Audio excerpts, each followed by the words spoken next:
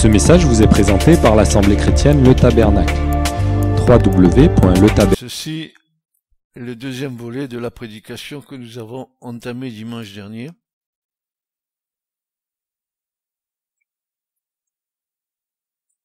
Et le point que nous allons examiner ce matin me paraît, au-delà de tous les autres points, nous avons bien compris que nous sommes nés de nouveau, que nous avons reçu les arts du Saint-Esprit et que nous marchons avec le Seigneur. Et pourtant, nous sommes dans un combat permanent et nous sommes tirés de deux côtés. Un côté d'être agréable à Dieu, de vouloir faire parfaitement la volonté de Dieu, et de l'autre côté de faire le constat que c'est pas toujours le cas. Et cette seconde partie du message, je l'ai intitulée « Reconquérir nos âmes et leurs sentiments charnels ». C'est tout un programme que je voudrais partager avec vous ce matin.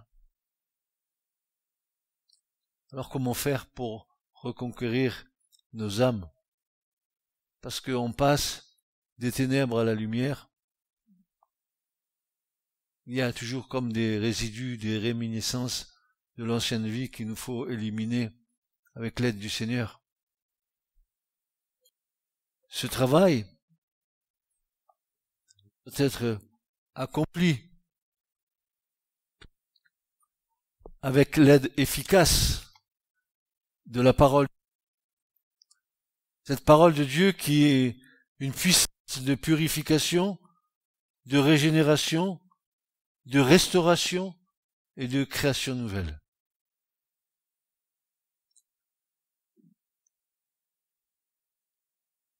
Une des activités principales de la parole de Dieu, c'est de travailler en nous pour mettre en nous les paroles du royaume et la vie du royaume.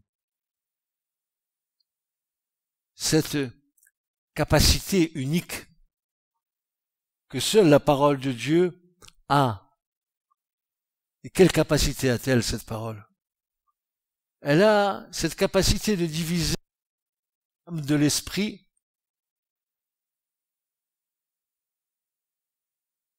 Elle va faire en sorte de devenir un excellent instrument de renouvellement de nos vies, conquête de territoires laissés trop souvent, domination de l'ennemi, au travers de nos sentiments non renouvelés.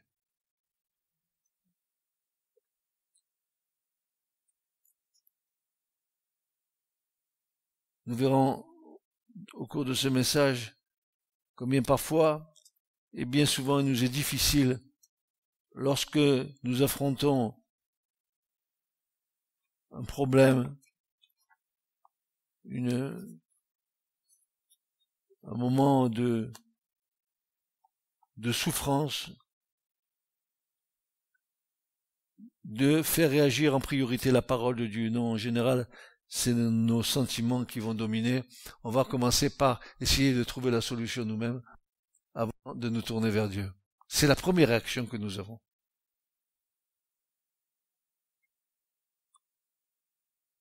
L'ennemi le sait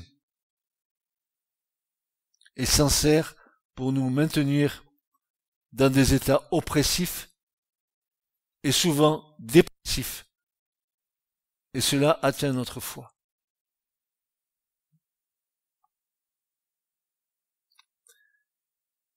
La partie psychique de notre âme est un enjeu stratégique. Tu es né de nouveau, tu as reçu le Saint-Esprit, etc. Tout ça c'est très bien, mais tu as un combat. Et si tu l'ignores, l'ennemi, lui, ne l'ignore pas. La partie psychique de notre âme est un enjeu stratégique. tant que nous ne laisserons pas le Saint-Esprit œuvrer de telle manière qu'il remette de l'ordre dans cette partie sensible de nos vies, à savoir que nos sentiments charnels ne dominent plus, alors nous serons dans un combat qui entraînera la confusion. Nous voulons combattre notre problème, mais nous allons le combattre avec nos réactions charnelles, humaines, au lieu de faire passer en priorité la direction divine dans cette affaire. La première réaction que nous avons, c'est de vouloir prendre la direction de ce problème et de le résoudre avec nos propres solutions.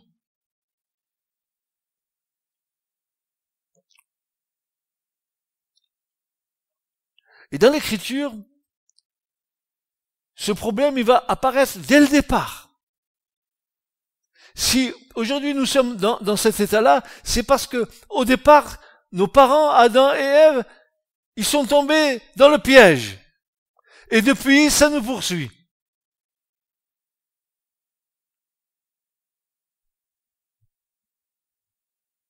La séduction d'Ève dans le jardin d'Éden, il vaut la peine pour nous de nous y arrêter. Car l'Écriture est sobre à ce sujet, mais terriblement efficace. L'Écriture, concernant ce problème, va nous le relater en peu de mots. Mais pourtant, lorsque nous allons regarder à ces mots, il y a une puissance là pour nous, d'avoir la compréhension, pour pas tomber dans le piège d'Ève et d'Adam. Alors, on va voir Genèse chapitre 3, versets 1 à 7, qui nous décrit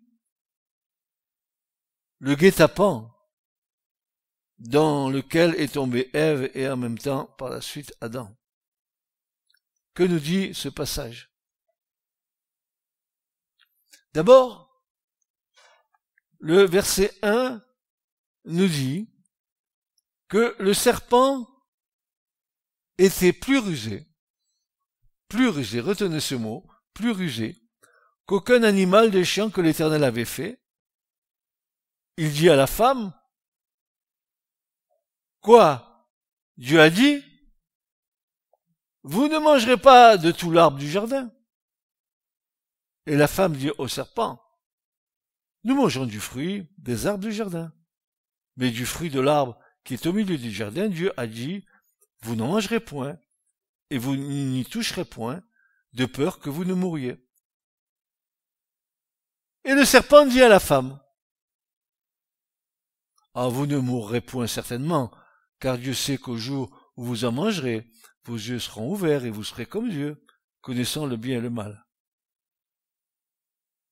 Et la femme vit que l'arbre était bon à manger, qu'il était agréable pour les yeux, c'est-à-dire une convoitise, et que l'arbre était désirable pour rendre intelligent. Elle prit de son fruit et en mangea, et en donna aussi à son mari pour qu'il en mangeât avec elle. Et il en mangea. Et les yeux de tous deux furent ouverts. Ils connurent qu'ils étaient nus. Ils cousurent ensemble des feuilles de figuier et s'en firent des ceintures.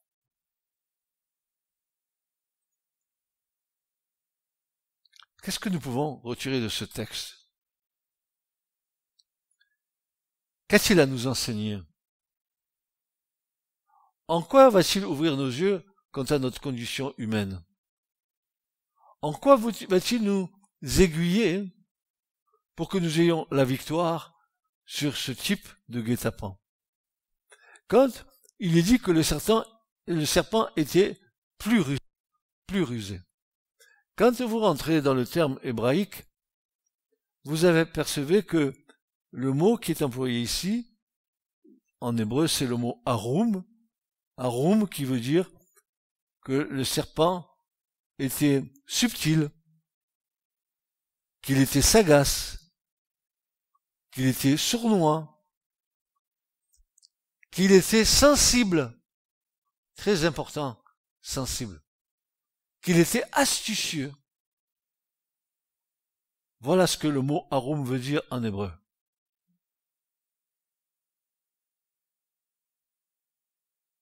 En quoi cela va-t-il nous éclairer? En quoi était-il rusé? En quoi était-il subtil? En quoi avait-il une sensibilité? En quoi était-il astucieux, ce serpent?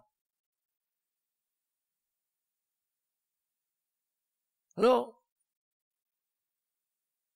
même si le mot a de multiples facettes, ça laisse un petit peu encore sur notre faim.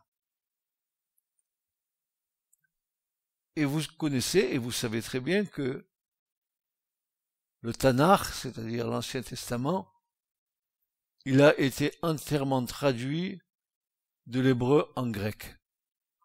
Ça s'est passé du temps de l'Empire médo-persan, du temps de Ptolémée, quand Ptolémée, Alexandrie, a voulu que dans sa grande librairie, où il avait entassé des tas et des tas de livres dedans, il a voulu avoir la Bible, mais dans sa langue, dans la langue hellénique, dans la langue grecque. Et il a donné à un certain nombre de rabbins de traduire cette version hébraïque en version grecque.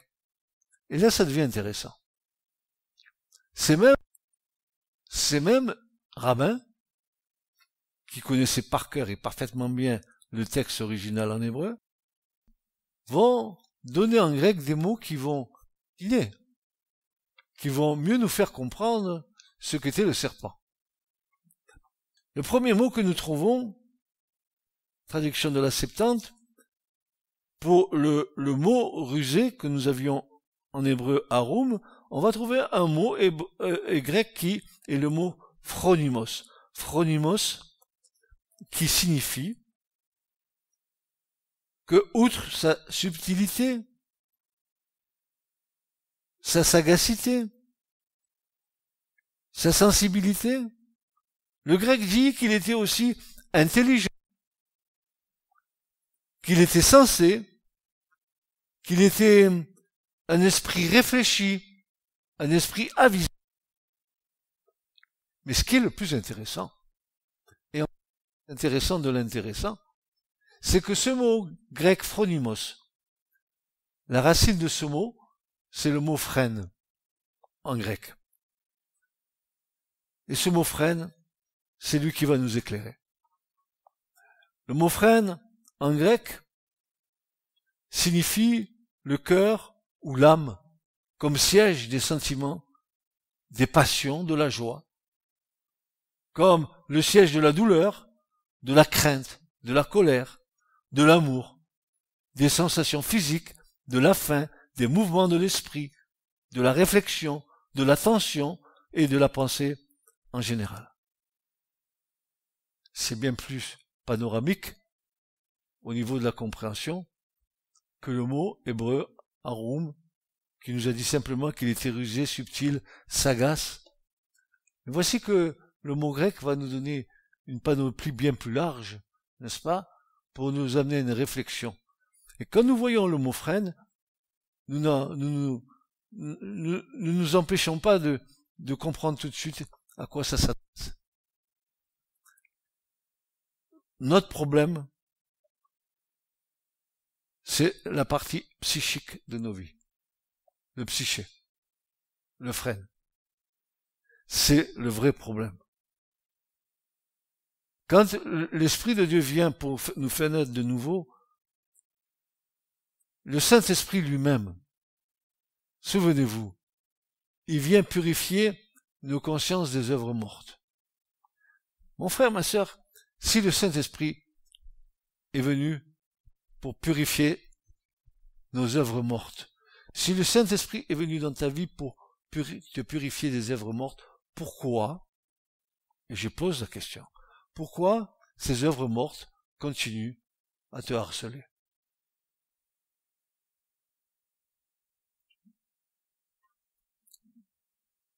le Saint-Esprit a-t-il la puissance, la capacité de venir effacer toutes ces œuvres mortes? Pourquoi le fait-il? Il le fait pour que plus tard, ces œuvres mortes ne viennent plus t'embêter dans ta vie. Ne viennent plus rappeler à ta vie ancienne. Voici, toutes choses sont faites nouvelles.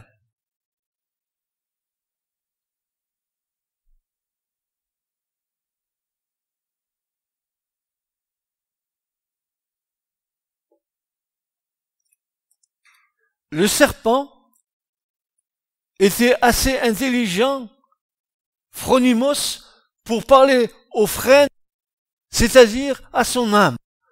Ève a subi une attaque sur le plan psychique et non pas sur le plan spirituel.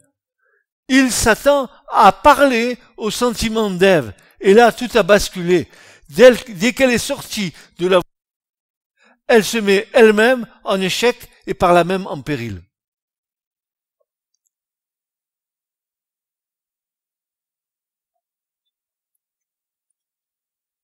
Le serpent, il tenait sa subtilité dans l'art de parler à l'âme d'Ève, à ses sentiments.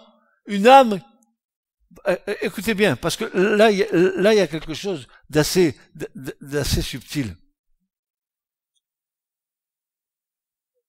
Il a parlé à l'âme d'Ève, mais avant de lui parler, il a fallu qu'il la fasse sortir de sa position devant Dieu. Et chaque fois que nous sortons de notre position devant Dieu, c'est notre âme qui va recevoir l'information, pas notre esprit, notre âme. Et notre âme, si elle est suffisamment purifiée par l'Esprit Saint, ou si encore il traîne dans nos âmes des choses, n'est-ce pas, qui nous enquiquinent, ça va ressurgir. Et tu es en train de sortir l'épée, en train de te battre contre qui? Contre toi-même. Il tenait sa subtilité dans l'art de parler à l'âme d'Ève, à ses sentiments. Et nous voyons là la stratégie qu'il a adoptée en employant le remède idéal, et qui n'a aucune peine à s'en servir, un superbe flacon sur lequel est marqué le mot doute. Doute. Le poison violent contre la foi. Le doute. Dieu a-t-il vraiment dit? Je doute que je sois une merveilleuse créature. Et pourtant, si quelqu'un demeure en Christ, il est une nouvelle création. Qui est menteur? La parole ou moi?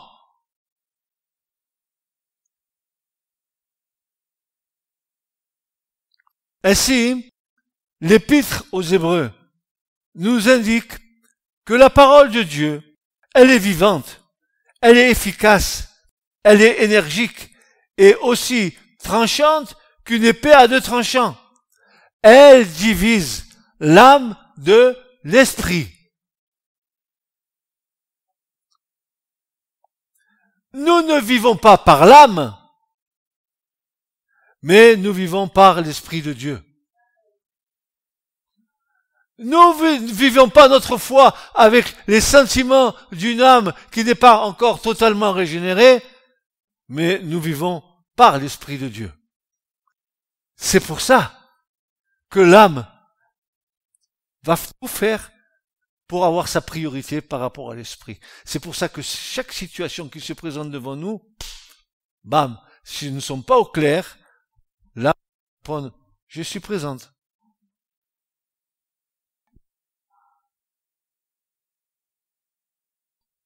Ça tourne, et ça tourne, et ça tourne, et vague la galère, et mes pensées qui tournent, et mes pensées qui tournent, et mes pensées qui tournent, et mes pensées qui tournent. Tournez manège.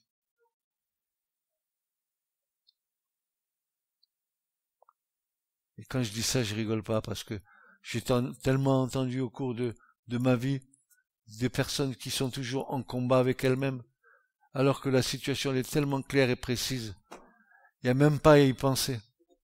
Tout a été accompli. Mais il faut que moi encore j'y mette mon grain de sel dedans. Mes pensées, mes trucs, mes machins, mon passé. Et je me fais mal avec.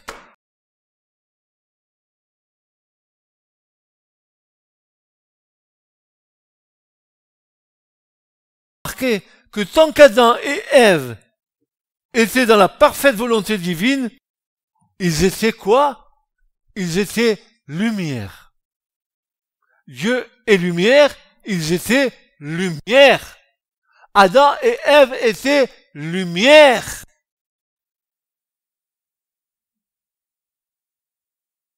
Vous vous rappelez tout à l'heure? On a cité un psaume, le psaume 36 qui disait, et c'est David qui le disait, inspiré par l'Esprit, auprès de toi est la source de la vie, et dans ta lumière, nous voyons la lumière.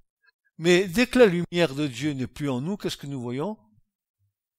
Eh oui.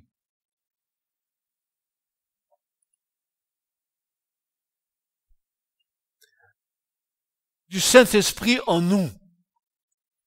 Écoutez bien, mes amis.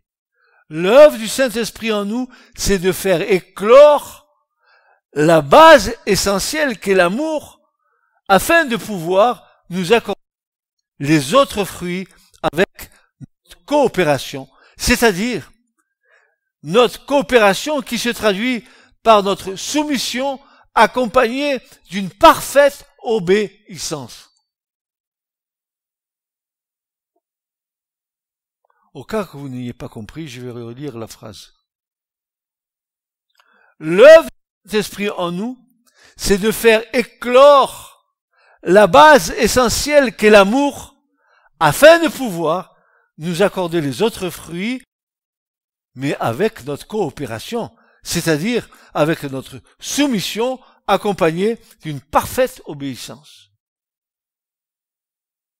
La circoncision de notre cœur se fait par le Saint-Esprit. Et que fait le Saint-Esprit dans nos cœurs?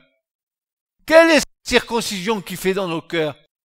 Dans la circoncision d'alliance dans l'Ancien Testament, nous savions que c'était le prépuce de l'homme qui était circoncis. Mais que fait le Saint-Esprit en nous? Eh bien, il va circoncire le prépuce de nos cœurs. C'est-à-dire, il va enlever toutes les saletés, toutes les souillures qui sont dans nos cœurs.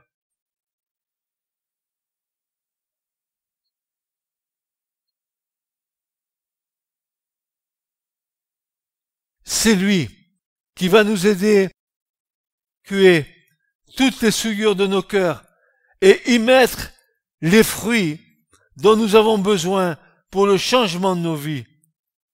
Souvenez-vous ce que le Seigneur a dit. Vous reconnaîtrez mes disciples à quoi? Ils sont très spirituels, ils connaissent toute la Bible en hébreu, ils connaissent toute la Bible en grec. Vous le reconnaîtrez à quoi, mes disciples? Aux fruits qu'ils portent. Amour, pilier de tout. Nous allons le voir. Dont sont issus tous les autres fruits. Alors, nous avons dit que le Saint-Esprit a besoin de notre coopération pour ces fruits. Et notre coopération, ça veut dire notre soumission accompagnée d'une parfaite obéissance. C'est ça le problème. Dieu lutte avec nous à cause de nos coups raides.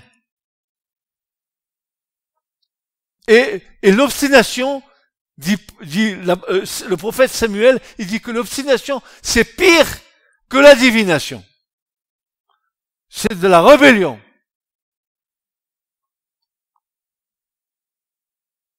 Vous savez, nos nuques raides, qui ne veulent fléchir devant personne, parce que mon ego, il veut être toujours dressé comme ça. Je suis le plus beau. Nous avons à lutter avec cela. C'est pas fini. Jusqu'au bout.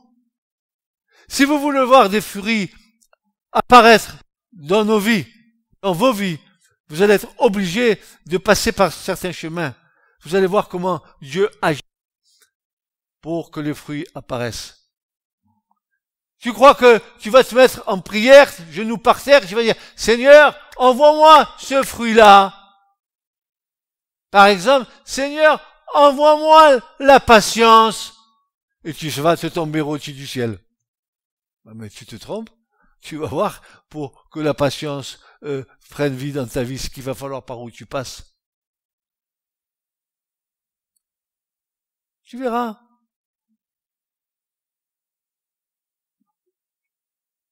Romains 5, chapitre 5, versets 3 à 5 nous dit, mais bien plus. Regardez ce verset, c'est un verset quasi renversant, parce que si vous le lisez, vous vous dites, est-ce que j'ai compris quelque chose encore? Bon, alors Paul nous dit, bien plus, nous nous glorifions nous-mêmes, de quoi? De quoi il se glorifie Paul? Des afflictions. Ah, moi j'aurais bien voulu me glorifier de mes unités de valeur que j'ai eues en faculté de théologie, quand j'ai fait de l'hébreu ou que j'ai fait du grec. Ça c'est l'homme. Il veut se glorifier, il veut se faire. Non. Paul il dit non, bien plus nous glorifions même des afflictions, sachant que l'affliction produit la persévérance. Tiens. Qu'est-ce qui produit la persévérance? Les afflictions. Ah non, affliction, j'en veux pas. Moi, je veux que ça soit cool. Je veux que ma vie baigne dans l'huile. Que c'est un océan, un océan, pas de vagues. Le soleil.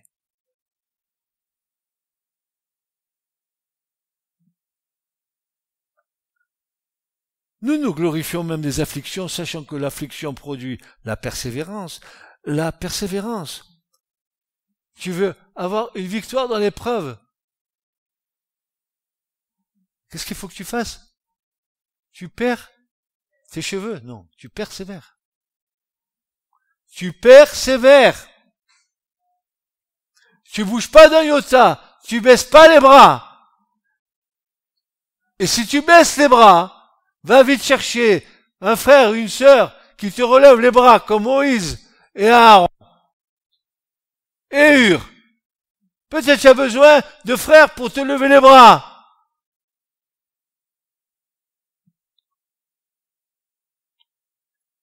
La persévérance, la victoire dans l'épreuve, et cette victoire, l'espérance. Or, dit Paul, l'espérance ne trompe point. Pourquoi? Parce que l'amour de Dieu est répandu dans nos cœurs par le Saint-Esprit qui nous a été donné. Amen, amen, amen. Le Saint-Esprit, lui, oui. Le Saint-Esprit, lui, oui. Coopère avec lui. Tu es dans l'épreuve, persévère, tu vois. Tout d'un coup, tchic, il va apparaître. 1 mois, 2 mois, 1 an, 2 ans. Plus tu résistes et plus c'est dur. Tu résistes et plus c'est fastoche, comme dit l'autre.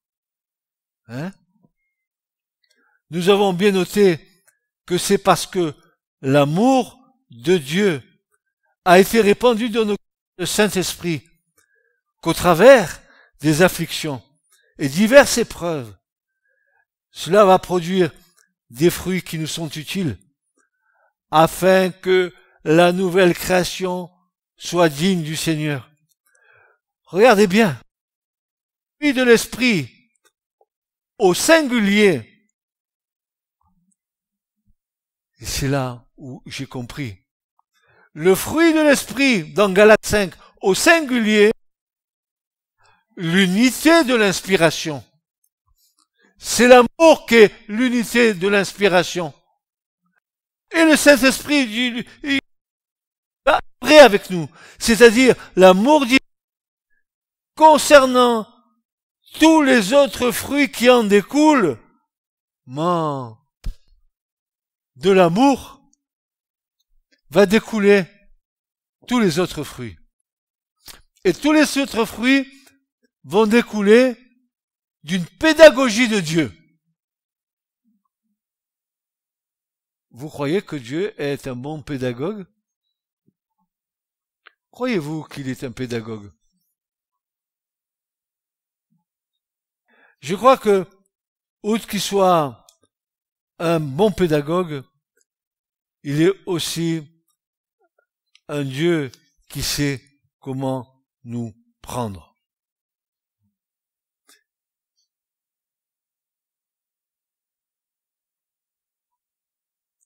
Jacques, l'apôtre, le frère du Seigneur, nous dit, dans un exemple, par exemple, si tu n'as pas de patience,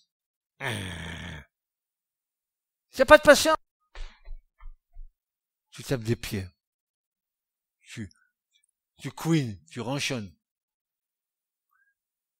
Comment elle va se produire, cette patience?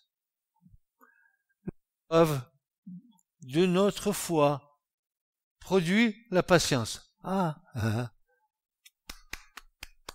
veux la patience, mais sans épreuve. Eh bien, je vais te dire, tu veux la patience sans épreuve, tu n'auras pas de patience.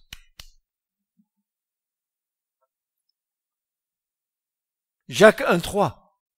La méthodologie divine face à notre rébellion naturelle est le plus souvent l'épreuve, etc. Ce n'est pas punitif, mais bel et bien pédagogique pour nous aider à enfanter les différents fruits inhérents à notre nature déchue.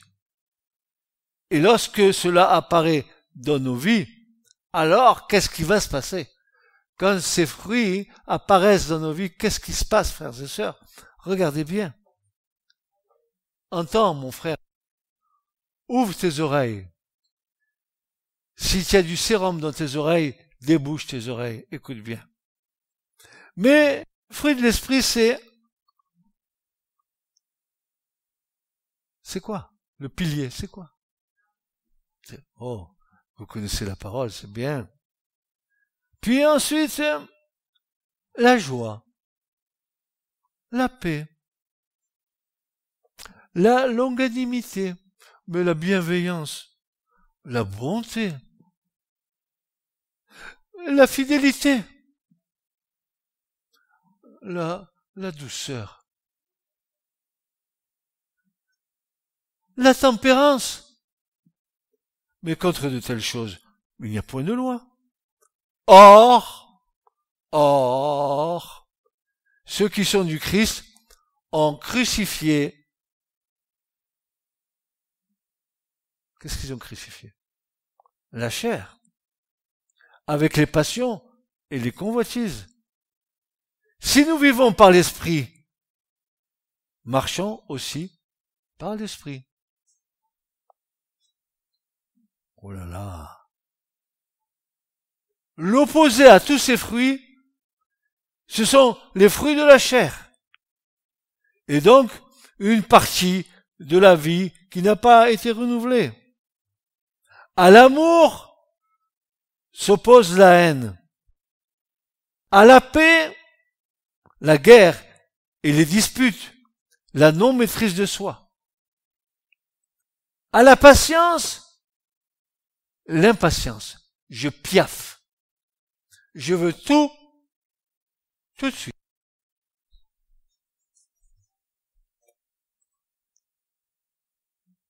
Je veux tout de suite. À la bienveillance et à la droiture de cœur, un cœur tortueux. À la bonté morale, la dureté, l'égoïsme. À la fidélité, l'infidélité et tout ce qui en découle. À l'humilité, l'orgueil. Voilà ce à quoi le Saint-Esprit doit travailler avec notre adhésion de cœur, et la liste n'est pas limitative.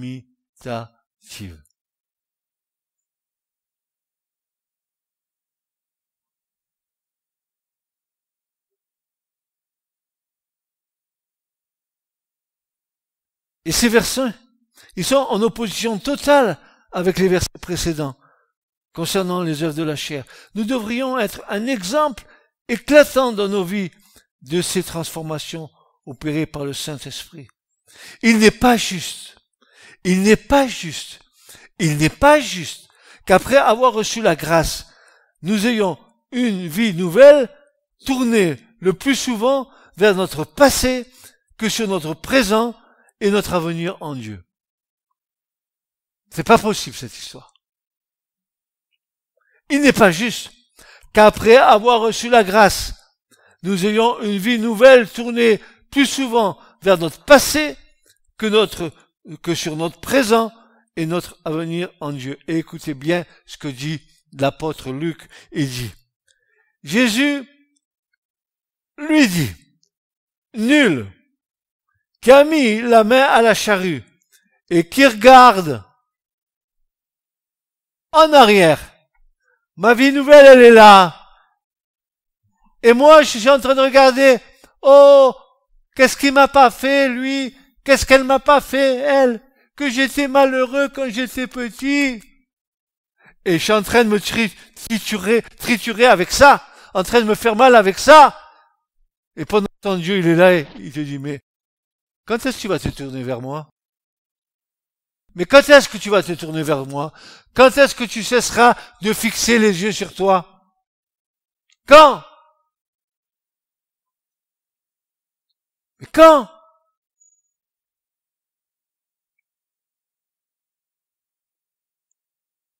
Il y a des gens qui sont masochistes. Ils aiment se faire mal.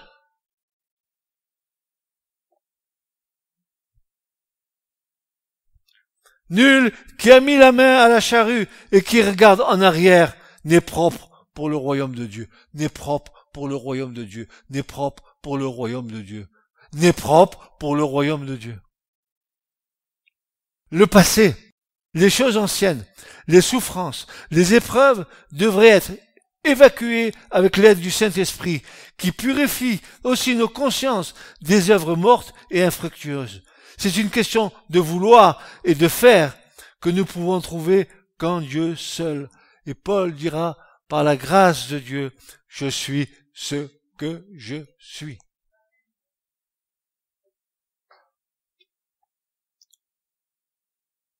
Vivre une moitié avec son passé et une moitié avec une vie nouvelle est un mélange subtil qui n'amène personne à l'épanouissement.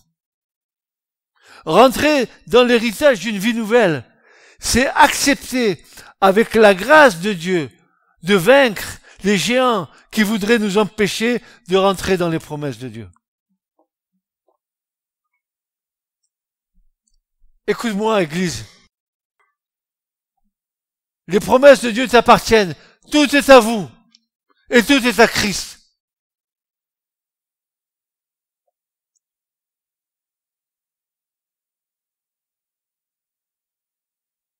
Dieu veut que nous considérions que désormais nos vies reposent en lui et dans sa puissance souveraine. Il fera en sorte que nous rentrions dans notre héritage en nous apprenant à combattre nos ennemis et ceux qui nous oppressent.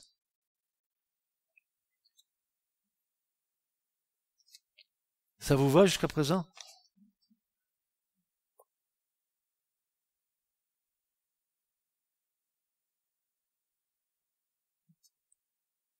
Et parce que tu veux pas combattre, ou parce que tu esquives le combat,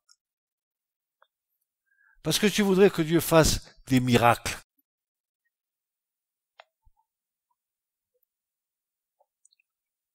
ça t'empêcherait, n'est-ce pas, de passer par l'épreuve, hein? Petit canaillou, va. Tu veux t'esquiver. Tu veux contourner. Ta petite nature charnelle, elle n'a pas envie de souffrir. Ah, si tu pouvais m'éviter cela, Seigneur, et que le fruit, il descende du ciel, direct.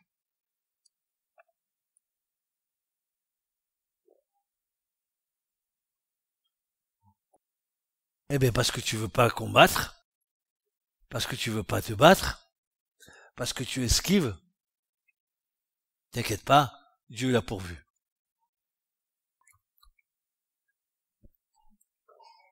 Et ce sont, Juges 3, versets 1 à 4. Ce sont ici les nations que l'Éternel laissa subsister pour éprouver par elles Israël. Ah. Alors on peut changer les mots. C'est peut-être pas les nations, je sais pas moi. Mettez ce que vous voulez là. Il laissa subsister quoi? Le mot que tu as mis dessus, il va le laisser subsister pour éprouver ta vie. Savoir tous ceux qui n'avaient pas connu toutes les guerres de Canaan. Ah, si je pouvais éviter le combat. Ah, si je pouvais. J'aimerais bien, Seigneur, que ça soit fastoche. Que ça soit très facile. Écoute, Seigneur, tu as dit que j'aurais une vie de plénitude. Tu m'as dit, Seigneur, que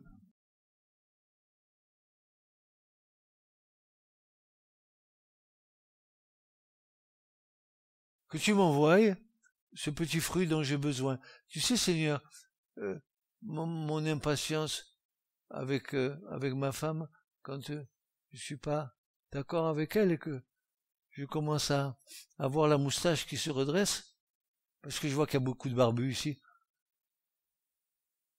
Seigneur, s'il te plaît, envoie-moi la patience. Et le Seigneur dit, mais oui, je t'envoie mon fils, mais oui, je vais te l'envoyer la patience. Je t'ai envoyé un colis. Et ouvre-le, regarde ce qu'il y a dedans. Qu'est-ce qu'il y a dedans, Seigneur, que je puisse avoir la patience tout de suite? Pardonnez-vous les uns les autres. Aimez-vous les uns les autres. C'est Amazon Premium. Tu payes rien du tout. C'est gratos, tu vas l'avoir chez toi. Dans la boîte aux lettres. Mais Seigneur, à part la patience, que me manque-t-il? Alors, le mari et la femme se mettent autour d'une table, et chacun avec un papier et un stylo, et chacun marque ce qui lui manque. Et une fois que tu as tout marqué, tu dis, ah, la nouvelle création, elle a besoin encore d'être réajustée un petit peu, Seigneur. Aide-moi, s'il te plaît. Oui, mon enfant, je vais t'aider. Oui. Oui, je vais t'aider. Une petite épreuve par-ci. Une petite épreuve par-là. Un petit doute par-ci. Un petit doute par-là. Mais tu dis pas que tu es un bon Dieu? Si tu es un bon Dieu, donne-moi de bonnes choses. Est-ce que c'est pas comme ça, frères et sœurs? Honnêtement. Est-ce qu'on n'a pas pris Dieu pour un distributeur automatique de grâce? Tu mets quelque chose dans la machine et la grâce, elle te tombe? S'il te plaît, je vais mettre 1 euro et tu m'envoies la patience. Paf, clac. Tu sais pas qui c'est qui va exercer ta patience? Ta femme. Qui va exercer ta patience, Marie? Ta femme. Et toi, femme? Ton mari. Et le Seigneur, lui, il est au milieu, il orchestre ça. Et toi, tu lui dis, mais non, Seigneur, c'est pas par là que je voulais passer. Ça, c'est trop dur. Parce que des fois, quand je suis en colère après ma femme,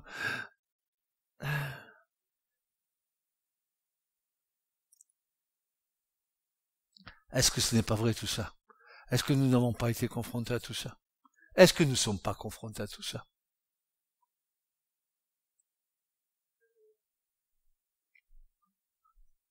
Vous avez entendu? 80 ans après, Amen.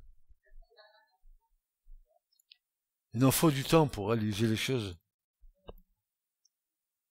Ainsi, Dieu nous aide à dominer au milieu de nos adversaires en exerçant nos mains au combat et nos doigts à la bataille. Nous n'allons pas combattre comme Saül avec des armes charnelles, mais en confessant que l'Éternel est vivant comme David. Notre honneur, écoutez bien cela, notre honneur, écoutez bien la responsabilité que nous avons. Notre honneur, c'est de faire cesser que les ennemis de Dieu, donc nos ennemis, outragent son nom au travers de nos inconséquences et de nos incohérences. Chaque fois que tu mets en doute ce que Dieu peut faire, chaque fois que tu te comportes comme un gamin ou comme une gamine, alors que tu dis que tu es rempli du Saint-Esprit, chaque fois que tu le fais, et que c'est un anti-témoignage, tu sais ce qui se passe? Nous ne devons pas donner occasion aux ennemis de Dieu de blasphémer son saint nom.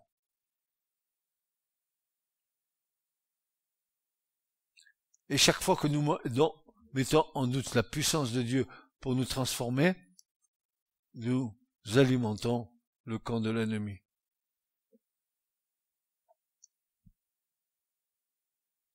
Conquérir les territoires de nos vies, c'est faire une confiance absolue à celui qui peut tout par sa grâce souveraine. Alors, frères, nous hériterons du vrai repos. Pour cela, il nous faut accepter d'avoir à combattre et à vaincre tous les géants qui se dressent devant nous. Ils sont là pour nous amenuiser et pour amenuiser notre foi et conduire nos regards à se centrer sur les circonstances plutôt que sur la puissance souveraine de Dieu. Vivre sa foi avec un regard sur le passé est un manque de foi et une incrédulité quant au pouvoir et la puissance de Dieu sur nos vies. Inconsciemment, nous faisons Dieu menteur et nous le faisons sans le savoir, alors qu'il s'appelle le Tout-Puissant El Shaddai.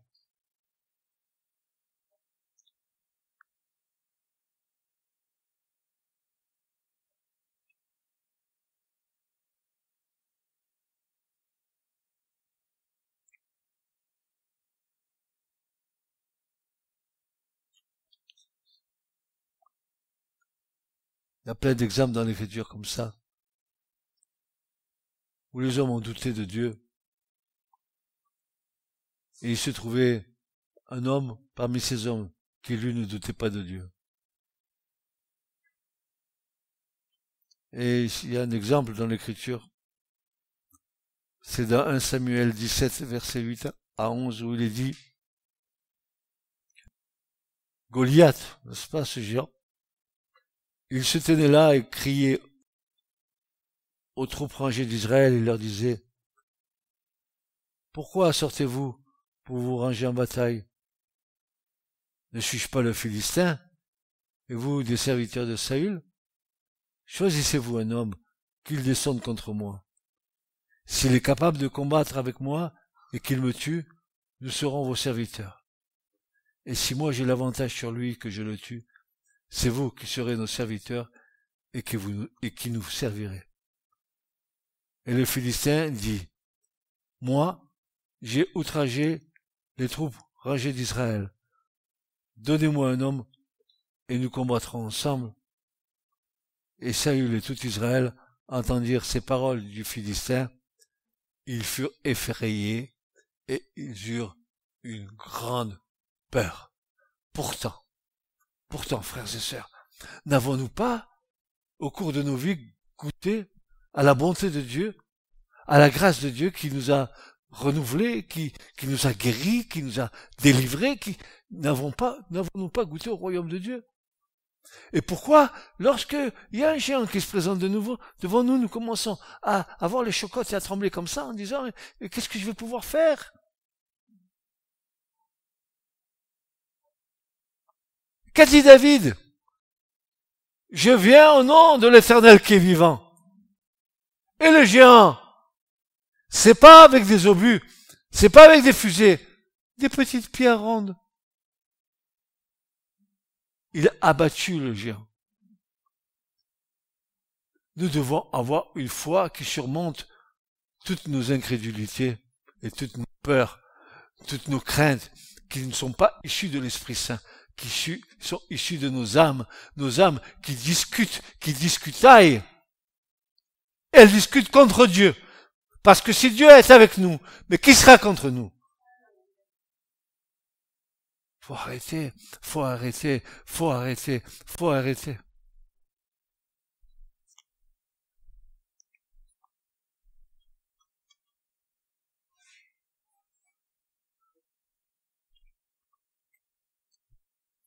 Et Dieu de te dire ce matin, comme il l'a dit à Josué, écoute-moi bien, ne t'ai-je pas commandé, ne t'ai-je pas dit, ne t'ai-je pas dit Christine, ne t'ai-je pas dit Didier, ne t'ai-je pas dit Hugo, ne t'ai-je pas dit Philippe, ne t'ai-je pas dit fortifie-toi, sois ferme?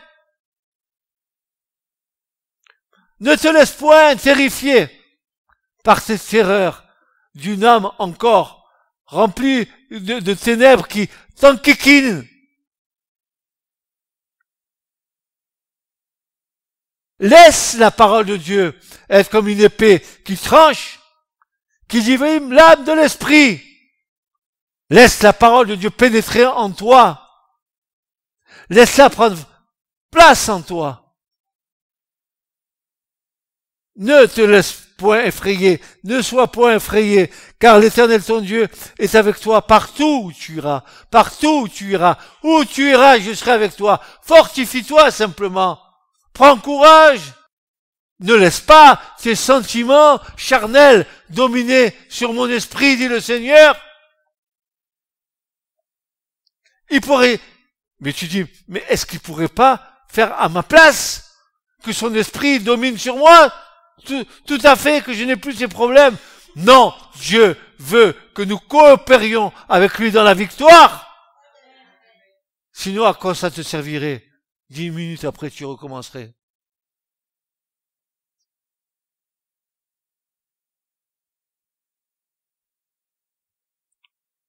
Et le psaume 27, verset 1 à 3 nous dit, l'Éternel est ma lumière et mon salut, de qui aurais-je peur?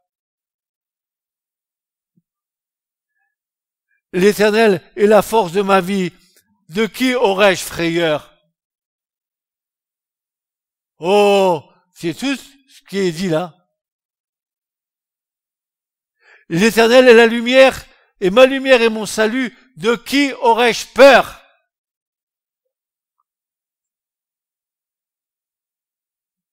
L'Éternel est la force de ma vie, de qui aurais-je frayeur? Quand les méchants, mes adversaires et mes ennemis se sont approchés de moi pour dévorer ma chair, ils ont branché et sont tombés. Quand une armée camperait contre moi, mon cœur ne craindrait pas. Une armée contre moi? Seigneur! Ils sont nombreux! Allez, ça va, c'est bon. T'inquiète pas. Et t'inquiète pas. Si Dieu est avec moi, qui sera contre moi? Mais, frères et sœurs, il faut nous dépasser dans la foi. La foi, c'est pas seulement croire en Dieu. La foi va nous faire accomplir des exploits. Regardez ce que disait Jésus. Si tu as la foi grand comme un grain de sénévé, tu dirais à cette montagne. C'est pas seulement je crois en Dieu. La foi en action. La foi qui croit tout. La foi qui espère tout.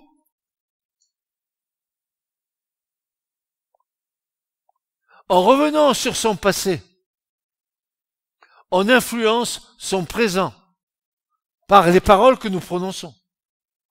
La confession de la parole de foi ou d'une parole négative est soit vie ou soit mort.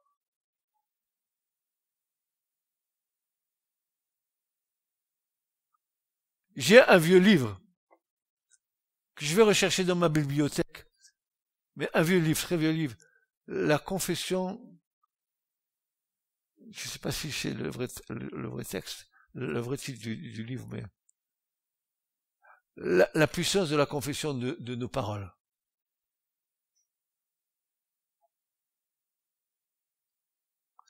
Ah, avec ta parole, tu peux créer la vie, et avec ta parole, tu peux créer la mort. Car il est dit que la mort et la vie sont au pouvoir de la langue. Si ma langue, elle fait que confesser que le négatif, je fais pénétrer lentement, mais sûrement la mort en moi.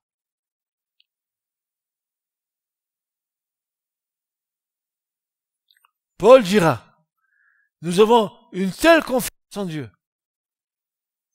Conquérir nos vies avec l'aide de Dieu, c'est de rentrer dans le véritable repos. Et je termine par un troisième point. Conquérir le territoire de nos maisons et rentrer dans les promesses de Dieu. Voilà un autre type de combat dans lequel nous qui croyons sommes engagés. Avoir le vrai repos dans sa maison. Je répète, avoir le vrai repos dans sa maison, c'est laisser l'ordre divin s'installer dans nos familles. Cela veut dire, en clair, restaurer l'autorité divine au sein de la famille. Paul nous enseigne sur l'autorité et la hiérarchie dans cette autorité. Il dit Dieu, le Christ, les anges, l'homme et la femme. 1 Corinthiens 11, verset 3. Il nous faut à nouveau conquérir les territoires dans nos familles qui n'ont pas été établis par ordre divin.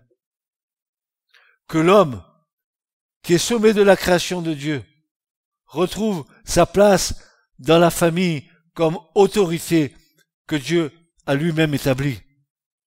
Que l'épouse trouve sa place pour laquelle Dieu l'a créée. Que les enfants n'empiètent plus, sur le territoire de l'autorité parentale et par là même transforment l'ordre divin. Il est temps que le règne sentimental des parents à l'égard de leurs enfants soit guéri et que chacun retrouve sa vraie place. Il est aussi grand temps soit le reflet du royaume de Dieu et non pas d'une espèce de confusion sentimentale qui met le désordre dans nos familles et nos vies. Dieu aussi et surtout doit régner dans nos vies, car le salut passe aussi par nos maisons. Conquérir les territoires dans nos maisons donne une grande espérance à l'Église. Amen. Amen. Voyez-vous, nous devons comprendre une fois pour toutes que nous avons les regards tournés vers le royaume de Dieu. Nul, s'il met la main à la charrue et qu'il regarde en arrière, n'est pas digne de rentrer dans le royaume des cieux. Je ne vis pas avec mon passé, je vis avec mon avenir. Et mon avenir, il est dans le Seigneur. Amen. C'est lui mon avenir. En lui, j'ai trouvé tout ce qui est nécessaire à ma foi et à ma piété. Frères et sœurs, si c'est pas la grâce de Dieu ce matin qui me dit d'être là, j'aurais pas été là. Mais je voulais donner ce message pour vous. Et pour moi aussi d'ailleurs. Pas que pour vous. C'est parce que il est tellement important. Je vous en supplie. Ne traitez jamais un problème à chaud. Ne réagissez jamais à chaud. Laissez un peu de temps passer et ensuite, quand le calme se sera fait en vous, Quand le Seigneur vous aura donné la paix en vous, vous pourrez juger de votre problème. Mais jamais ne sortez l'épée tout de suite. Parce que c'est des dégâts que nous faisons. Laissez l'Esprit de Dieu nous conduire, nous diriger. Et surtout, je vous en supplie, n'évitez pas les épreuves que Dieu va mettre sur votre route. Au contraire, vous savez que c'est une épreuve qui vient de Dieu. Soumettez-vous à Dieu. Et résistez à l'ennemi. Et il s'enfuira loin de vous. Amen. Ce message vous a été présenté par l'Assemblée chrétienne Le Tabernacle. www.letabernacle.net